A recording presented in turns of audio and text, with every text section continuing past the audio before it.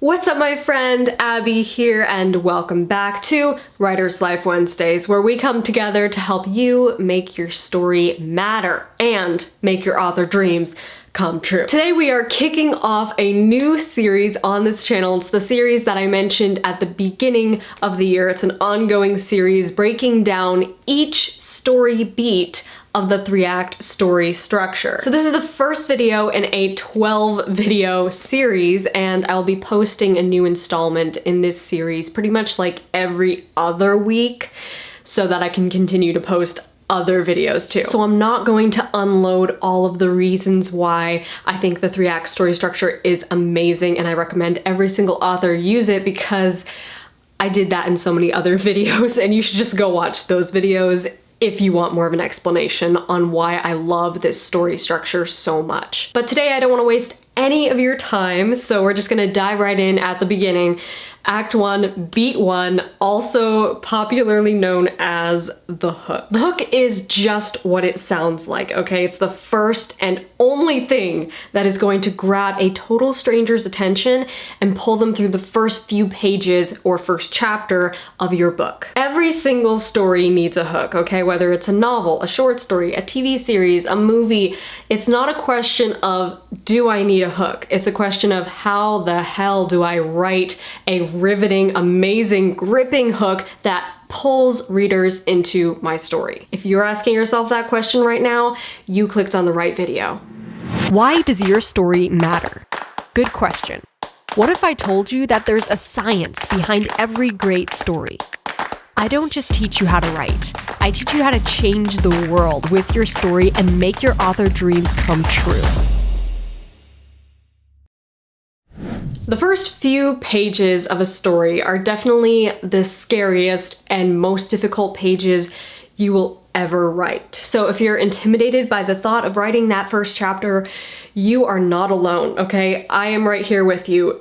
Every single writer on the face of the earth is right here with you. But just because it's scary does not mean it's impossible, okay? You are 100% capable of writing an incredible hook for the opening of your story. And it's not even something that you have to like make up or muscle into existence. I believe that your story hook is lying dormant just beneath the surface right now, and all you have to do is ask yourself the right questions to uncover it. So I'm just gonna come right out and tell you, all the hook really is internal conflict. And all internal conflict really is desire versus fear. Your character's desire versus their fear. A lot of writers think that the hook is just the crazy, twisty turn of events that gets the plot moving forward. But that is not true, okay? That's part of it, but that's not all of it. Last week we talked about character-driven stories versus plot-driven stories and how you have to find the equilibrium between these two things in order to really craft a beautiful, riveting story. Check out that video, by the way, because it's probably one of my favorite videos that I've ever made. But it's a balance, okay? So I'm not saying you don't need a great plot to kick things off. You do. But think of it this way. The plot is the fist, and the internal conflict is the punch. Without the internal conflict, you don't have the punch. But the internal conflict needs the plot, needs the vehicle to deliver that punch. And internal conflict is the only thing that makes your characters relatable to everyone. Readers have no reason to care about your protagonist's favorite food or weather or time of day or even their jobs and their interests, because all of these things are only relatable to some people, but you want anyone to be able to pick up your book and relate to your protagonist, right? So what is the one thing that every single person can relate to?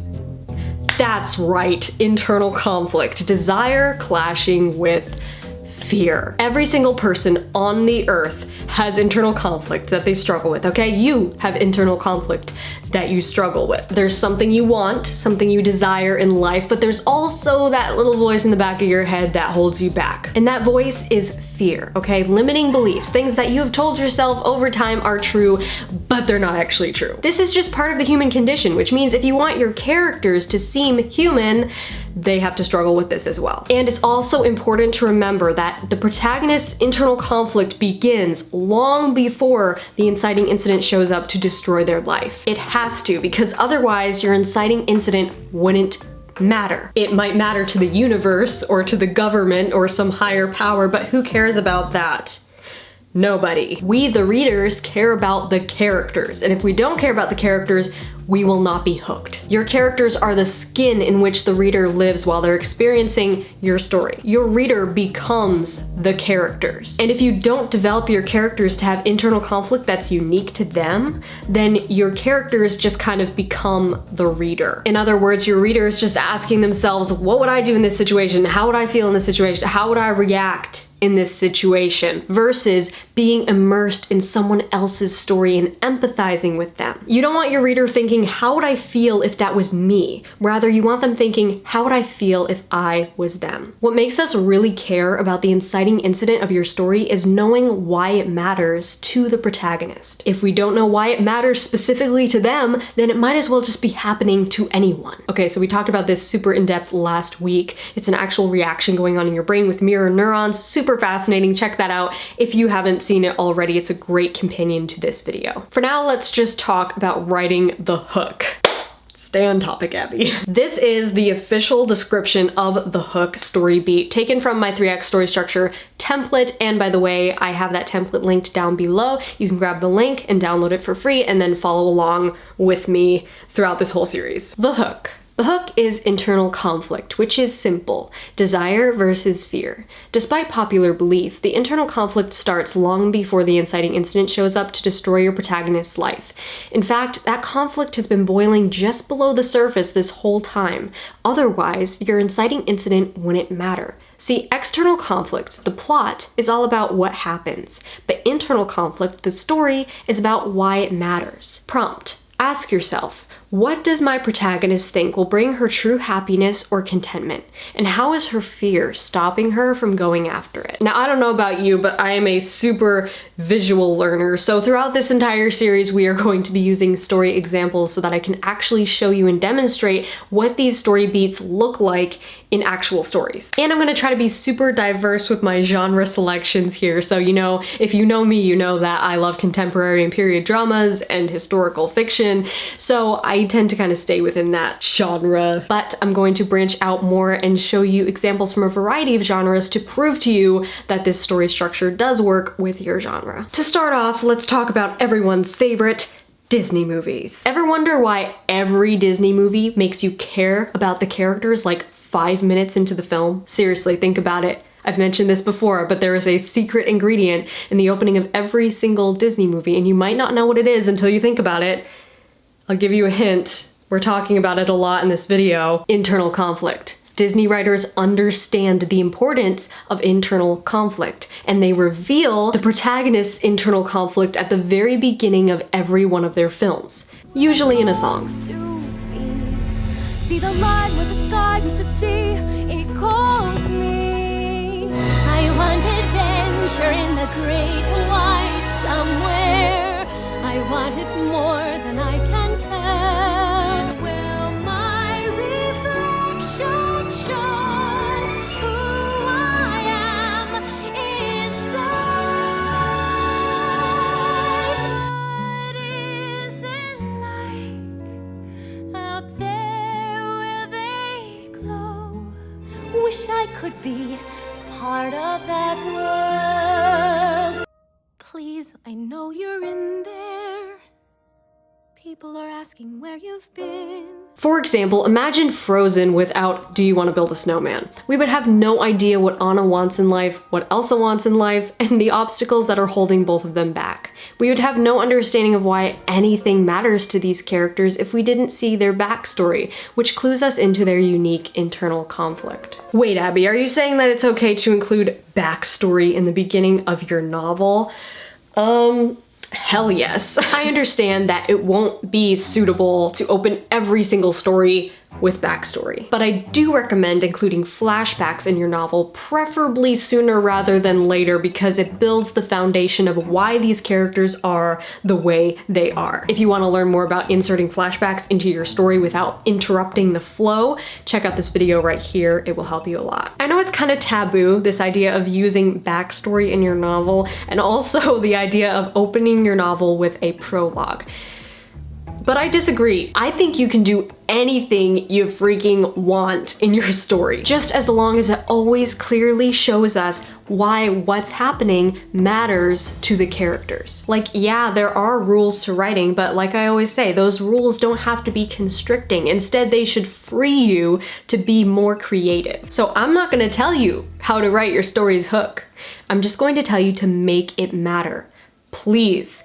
Make it matter. That exciting external conflict can still happen at the opening of your story, but ask yourself, how can I make this matter even more to my characters? And how can I show the reader that? How can I show my reader why this turn of events is especially important and meaningful to this character because of their desire, fear, and misbelief? Actually, I talked about this a little bit in my video about how to break your characters, how even though you might plan some disastrous thing for this character to go through, that might very well be a disastrous thing for them to go through. But even better, if you can make it especially meaningful to them because of who they are as a character, okay? So somebody breaking their leg in a car accident, that's bad. Nobody would want to have that happen to them, but it would be even worse if you were an Olympic runner and you were on your way to the Olympics and you broke your leg.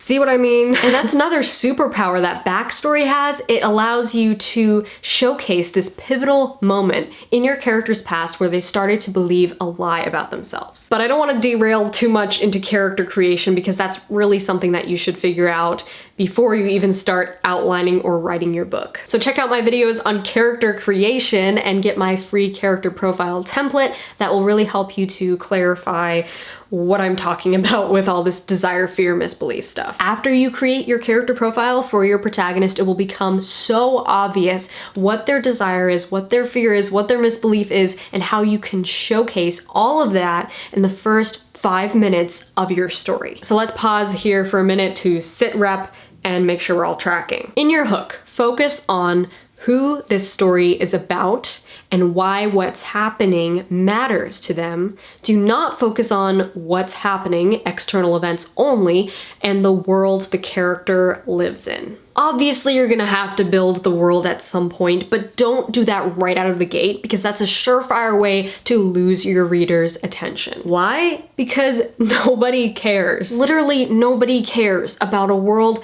or a setting, no matter how unique it is, because we care about the characters and why what's happening matters to them. So only build the world when it matters to the characters. I actually made a whole video on world building as well, so check that out if you want a better explanation and also good and bad story examples of world building. Most writers default to a very external hook to open their story with, which is fine to make something purely external happen right out of the gate, but you better show me why it matters and fast, or else I'm just in survival mode with this character. An example of this is in the film Passengers. I actually really like a lot of things about this film, particularly the way that it creatively uses a cast of only 2 characters to tell pretty much the entire story. But the internal conflict shows up too late. The hook also shows up too late, and it's entirely plot-driven. In a nutshell, here's what happens. Chris Pratt wakes up on a spaceship somewhere in the universe, bound for an Earth-like planet with 5,000 other people. One small problem, he wakes up 90 years too early,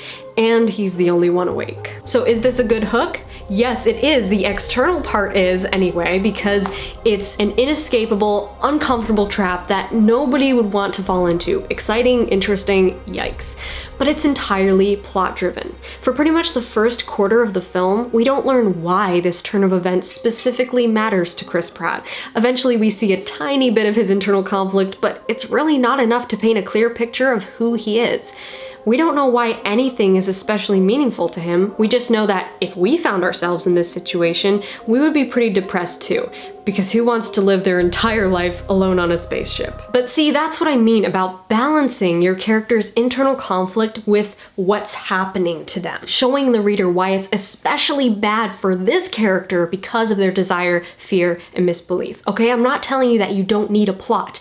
I don't ever say that you don't need a plot, but I'm saying that you need that other element, the third rail, as Lisa Cron calls it in her book Story Genius, which, by the way, you all should read if you haven't already. anybody. You need that internal conflict in your story to make it truly memorable and riveting. Otherwise, we're just in survival mode with these characters. And survival mode may be entertaining for a while. After all, survival is an entire genre in and of itself. But what separates an okay survival story from a great survival story is internal conflict. Yes, the character wants to survive because we all want to survive, but what does survival mean to them? What will they do if they survive? Why is it so important that they survive, other than the fact that they don't want to die? In other words, why the heck does it matter? If you don't know, your reader will never know. Okay, so I really don't like using my own writing as an example, and I'm not really using it as an example here, but I think it would be worth mentioning because I know a lot of you have read the book 100 Days of Sunlight, and for some reason I don't have a copy to hold up right now. That's what it looks like. 100 Days of Sunlight, my debut novel. The book opens, the opening hook is Tessa, my main character, getting in a car accident, which renders her blind for 100 days. That seems like a super external hook, doesn't it? And it is, because it would be terrible to happen to anyone, right? Nobody would want that to happen to them. So yes, I open the book with that external hook, that premise, that plot-driven thing happening right out of the gate, the car accident, but quickly turn it into why it specifically matters to Tessa. Because she's a writer, she's a blogger, she's used to doing everything herself, she's a fiercely independent person, and so now she has to rely upon other people for certain things. She's unused to that, it's all uncomfortable and hard for her, not just because it would be hard for anybody, but because it has this extra layer of Tessa being who she is. So you kind of have to read the book to know what I'm talking about, and I definitely recommend that. Yeah, please do. Please go read my book. But if you look for this, you will find this in so many stories that you find are gripping, like right from the start, whether they're movies, TV shows, books, whatever. If you find that you're like really just sucked into a book or a movie like right out of the gate, stop. And notice that, observe that, study that, ask yourself, what is that about that hook? Because that's what it really was. What is it about that hook that grabbed my attention and pulled me in right away? So let's recap what we learned today about writing the hook. The hook is internal conflict, and internal conflict is desire versus fear. Your hook can be an external event, but you need to quickly show the reader why it matters to the characters. Remember, your plot is the fist. Internal conflict is the punch. Take the time to develop your characters before your plot steps in. You don't want your reader thinking, how would I feel if that was me, as much as you want them thinking, how would I feel if I was them? Avoid world building until it matters to the characters. Nobody cares about a world, however unique it is. What makes us care is understanding why this world matters to the characters. So ask yourself, what does my protagonist think will bring her true happiness or contentment? And how is her fear stopping her from going after it? What is my character's misbelief, and what happened in their past to create this misbelief? How can I show my audience in the first 5 minutes why what's happening matters to my protagonist, given their desire, fear, and misbelief? So boom, that's it for this story beat this week, and stick around because next week we are going to be breaking down everybody's favorite, the inciting incident. Also, be sure to grab the 3-act story structure template. It is linked in the description box below, and it includes all of the story beats for the whole story structure, plus all of the prompts and the questions that you can ask yourself to get the creative juices flowing about your story. Smash that like button if you liked this video, and be sure to subscribe to this channel if you haven't already, because I post writing videos and publishing videos every single Wednesday, and I would love to have you here in the community. Also, be sure to check out my Patreon, because that's where we go beyond videos and take storytelling to the next level. The Patreon community is not only the best way to support what I'm doing here on YouTube, but it's also the only way to connect one-on-one with me and get better guidance on your story. So go to patreon.com/AbbyEmmons and check out all the awesome exclusive content that I have over there for you. Until next week, my friend, rock on. Is internal conflict. Well, that's surprising, Abby. We totally weren't expecting you to say that. It got like really bright in here all of a sudden. Is the sun gonna stay out? See, this is the difficulty. I was just thinking about how terrible it would be if I didn't have my mic plugged in all the way and it wasn't recording my audio. I would cry, I think.